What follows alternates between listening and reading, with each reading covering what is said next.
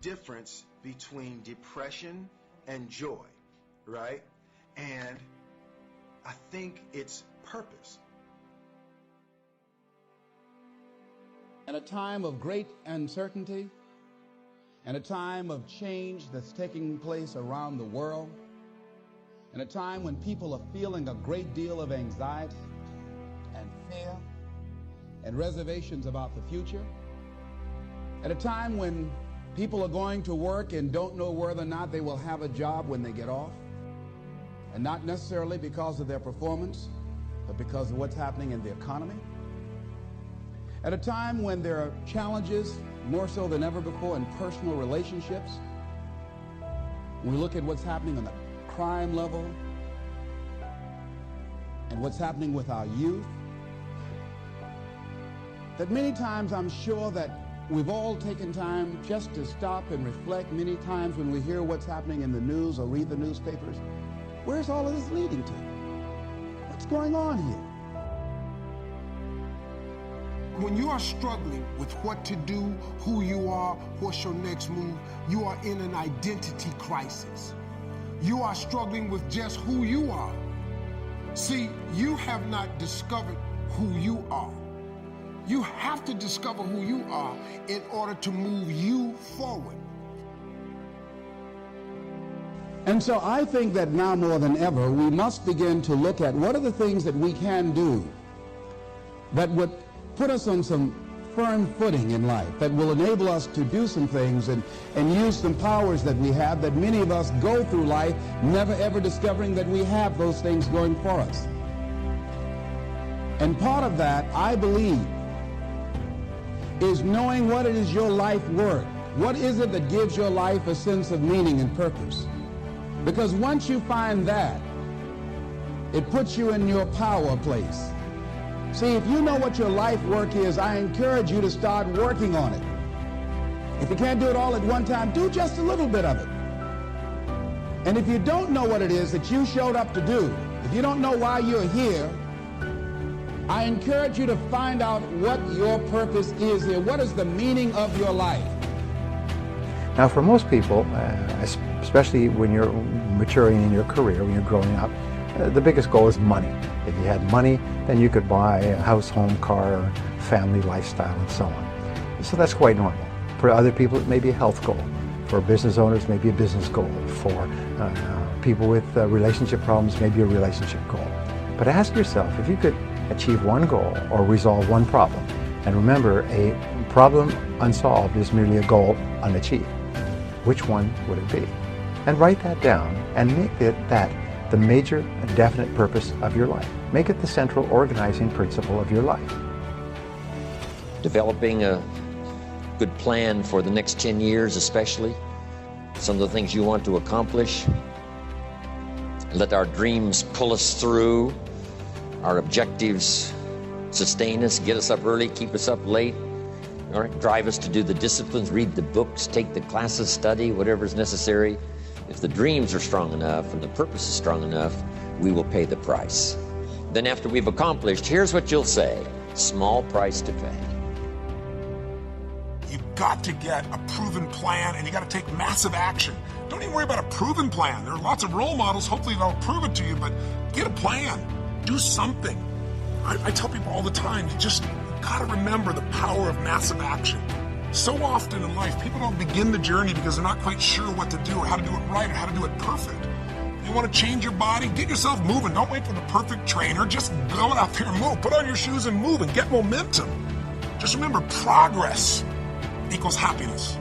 If you can start to make progress, if you get yourself going, even if it's not perfect, if it doesn't work, you know what to do. Just change your approach. That doesn't work, change your approach. But if there's anything that'll shift your life, that'll get you to thrive in a difficult situation, is take some massive action. Try something else. Change it, try it, move it. Let your results speak for you.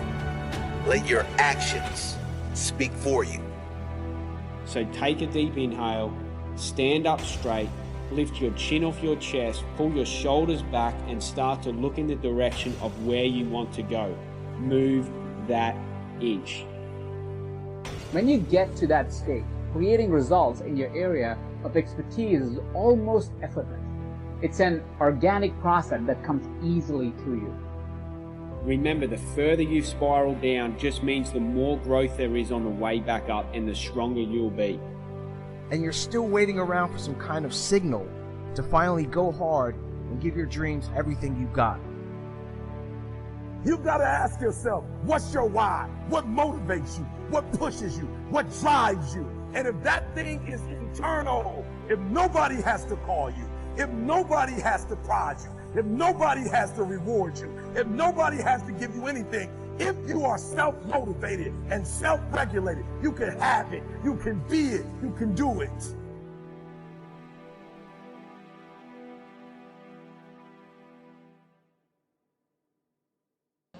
What's your goal? What's your dream? What is it you want to do with your life? Dr. Joelle Martin said something that I love. She said, what would the world be like if everybody lived their dream? Here's what I've found about life. It's not as complicated as I used to make it. I think that life is about dreams and stories. Everything that exists, the world at one time was barren, but everything that exists, hotels, planes, they weren't here. Everything that we see every day, computers, all of the things that we see, someone had a dream. Someone had a dream of a person standing on stage and their voice being amplified so they don't have to scream and yell and can be heard by thousands. Someone had that dream of how to transport us from one place to the other quickly and safely. The clothes you have on, where you're now seated, all came out of somebody's dream, the world's greatest achievement. What is your dream? I said that you have something special. I didn't say that just to be kind. I said it because it's true. You are God's chosen vessel. You were chosen, 1 out of 400 million sperm. You have something in you that when you were chosen, when you showed up, there's something in you that if you don't do it, all of us will suffer. Repeat after me, please. Live full. Die empty. Let's say it again. Live full. Die empty. Dr. Howard Thurman, one of the mentors of Dr. Martin Luther King Jr.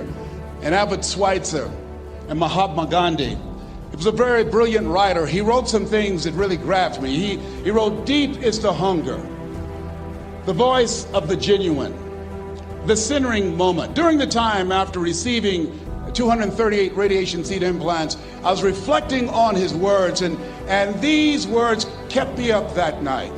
He said, the ideal situation for a man or woman to die is to have family members praying with them as they cross over. He said, but imagine, if you will, being on your deathbed and standing around your bed, the ghost of the dreams, the ideas, the abilities, the talents given to you by life, and that you, for whatever reason, you never went after that dream. You never acted on those ideas. You never used those talents. You never used those gifts. And there they are standing around your bed looking at you with large angry eyes saying, we came to you and only you could have given us life. And now we must die with you forever. And the question is, if you die today, what dreams, what ideas, what talents, what books, what music, what leadership, what voice will die with you? Miles Monroe, great orator and speaker, said the wealthiest place on the planet, it's not in the Far East where there's oil in the ground. It's not in South Africa where there are diamond mines. He said the wealthiest place on the planet is the cemetery, because there you'll find greatness that we've never seen. There you find talent and genius and potential never actualized. Perhaps that's why Henry David Thoreau wrote the words, oh God, to reach the point of death, only to realize that you've never lived. Maybe that's why some unknown writer wrote the words, what if you live your whole life only to discover that it was wrong? That it was wrong. That you were chosen to do something else and you didn't do it.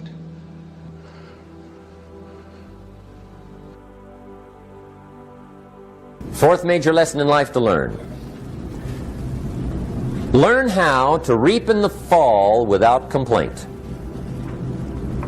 Learn to reap come harvest time without complaint.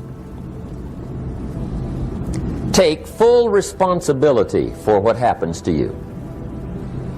It's one of the highest forms of human maturity, accepting full responsibility. It's the day you know you've passed from childhood to adulthood, the day you accept full responsibility. And another note, learn to reap in the fall without apology. Without apology if you do well, and without complaint if you don't. That's maturity. I used to have that long list of reasons why I wasn't doing well. To explain. You got to explain, right? Otherwise you're going to look bad. I used to have this funny list called Reasons for Not Looking Good.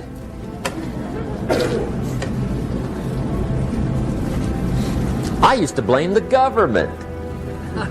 I mean, you can believe that or not. It was at the top of my list. I had a lecture second to none. The government. That was on my list. I used to blame taxes. Look what you got left after they take everything. And they expect you to do well. That was on my list there. Prices, that one's easy, right? You walk into the supermarket with $20, come out with a little half bag. So I had that on my list. I used to blame the weather. I blamed the traffic. I used to blame my car. I blamed the manufacturers. I used to blame the company. I blamed company policy. I used to blame the training program. I blame my negative relatives. They were always putting me down. I blame my cynical neighbors. They're just selfish, looking out for themselves. Won't loan you money? They were on my list.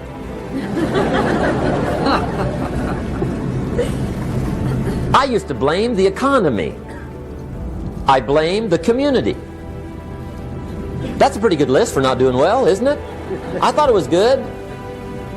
I'll never forget one day, Mr. Schoaf was very kind, but he was also very blunt. And this was no exception. And I'm glad he was blunt. There's a lot of things I'd have missed if he hadn't have been blunt. One day, with sort of a curious look on his face, he said, "Jim, just out of curiosity, tell me, how come you haven't done well up until now?" Excellent question. I thought, well, so I won't look too bad, I'll go through my list. And this list I just gave you, I put that on him. And he was very patient. He let me go through the whole thing, the government, the weather. I went through this whole thing. When I finished, he looked my list over very carefully. He said, "Mr. Rohn, big problem with your list. You ain't on it." How brilliant.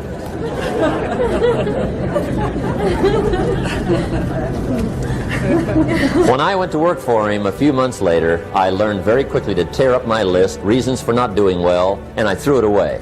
And I got me a fresh piece of paper. And I put one word on it. Me. People who succeed in any situation have a pattern of what they do to succeed. Yes, discipline, it does start with waking up early. It really does.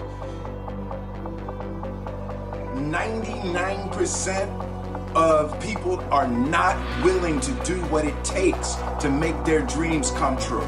Somebody say, "E, what's your alarm clock?" My passion. My dreams wake me up. I don't need no alarm clock. Motivation is kind of a strange word because it doesn't really mean what we think it means. We think it means that we're fired up to do something. You know what you're after when you take action. You won't just be expending energy. You'll be moving yourself in a direction towards something you really, really want. You cannot win the war against the world if you can't win the war against your own mind. You're already in pain. You're already struggling. Like, get something for your pain. That's the thing. Success and failure are generally slow processes.